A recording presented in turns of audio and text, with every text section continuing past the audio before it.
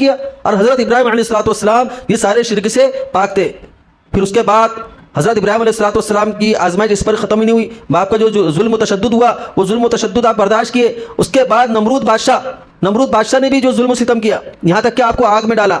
اللہ تبارک و تعالیٰ کی مدد و نصرت, اللہ کی رحمت شامل حال ہوئی, اور وہ آگ حضرت ابراہیم علیہ السلام کا پورا اپنے تفصیلی واقعہ ہے. یہ آزمائش کو بھی انہوں نے پورا کیا.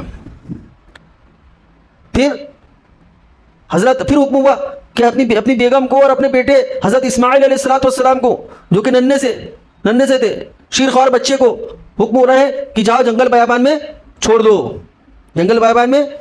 دو. آپ نے اس آزمائش کو بھی پورا کیا. اس آزمائش پر بھی حضرت ابراہیم علیہ السلام پورے اترے اور اللہ کے حکم پر چھوڑ دیے.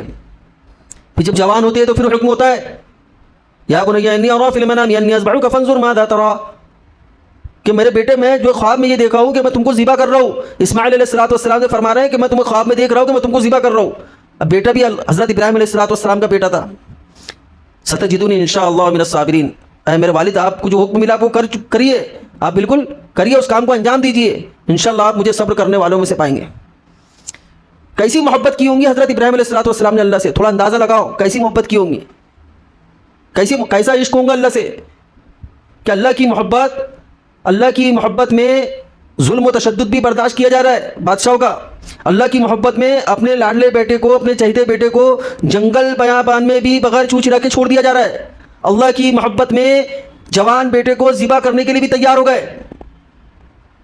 یہ ہے اصل محبت جو ہے نا, فرما برداری کا تقاضا کرتی ہے. محبت اطاعت کا تقاضا کرتی ہے کہ اگر تم کو کسی سے محبت ہے تو اس کی اطاعت کرو گے, اس کے کہنے پر چلو گے. ہم کو بھی دعویٰ ہے محبت ہے کر کے, اللہ تعالیٰ سے محبت ہے, رسول اللہ صلی اللہ علیہ وسلم سے محبت ہے کہ نہیں دعویٰ؟ کیا ہمارا دعویٰ ہے نا کہ ہم کو رسول اللہ صلی اللہ علیہ وسلم سے محبت ہے. لیکن یہ کیسی محبت ہے کہ اگر بیگم صاحبہ ہم کو یہ بولے کہ داڑھی مجھے پسند نہیں ہے, اس لیے آپ کو داڑھی کاٹنا پڑے گا یا آپ داڑھی نہیں رکھ سکتے, تو شوہر بیوی کی محبت میں داڑھی کو کاٹ رہا ہے. مسلمان کاٹ رہا ہے کہ نہیں کاٹ رہا ہے؟ یہ کیسی محبت ہے؟ رسول اللہ صلی اللہ علیہ وسلم نے فرمایا المومن لا یکذب, مومن جھوٹ نہیں بولتا. تو یہ کیسی محبت ہے کہ رسول اللہ صلی اللہ علیہ وسلم سے محبت کا دعوے دار جھوٹ بولے. سمجھ میں آ رہی بات؟